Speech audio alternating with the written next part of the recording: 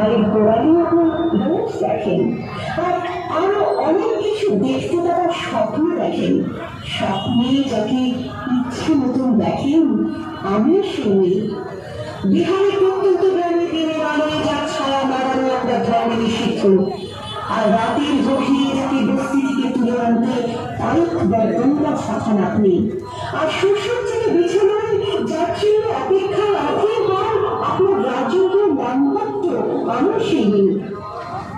আমি শুনি আসলে চা বাজারে ছুটলিত এমন বস্তি থেকে যাকে আপনি নিয়ে যেতে চান সাহেবী বাঙ্গের মধ্যে রাতে।